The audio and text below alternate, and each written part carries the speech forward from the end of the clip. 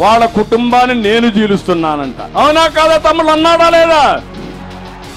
అంటే నీ భార్య భర్త కాపురం చేయకపోతే కూడా నేనే కారణం. మీకు సిగ్గు లేదు. మీకు ఎక్కడ ఏం జరిగినా నన్ను తీసుకొస్తారు. అంటే నేనంటే వీళ్ళకి ఉచ్చలపోతున్నాయి తమ్ముళ్ళు. రేపు డైఫర్లు పెట్టుకొని తిరగాలి. ఇంక వీళ్ళంతా వైఎస్ఆర్ కాంగ్రెస్ నాయకులు. వీళ్ళ పని అయిపోయింది. సినిమా అయిపోయింది. రేపటి నుంచి భయం వస్తా ఉంది. సీట్లు ఇచ్చినా పారిపోతున్నారు మనుషులందరూ. అవునా కాదా? నీ సీటు వద్దు, మేము వెళ్ళిపోతామని వెళ్ళిపోయే పరిస్థితికి వచ్చారు. ఇప్పుడే 6 మంది ఎమ్మెల్యేలు పారిపోయారు, 4 ఎంపీలు పారిపోయారు. నేను ఒకటే చెప్తున్నా, మీరందరూ కన్నెర్ర చేస్తే వైఎస్ఆర్ కాంగ్రెస్ పార్టీలో పోటీకి అభ్యర్థులే ఉండరు.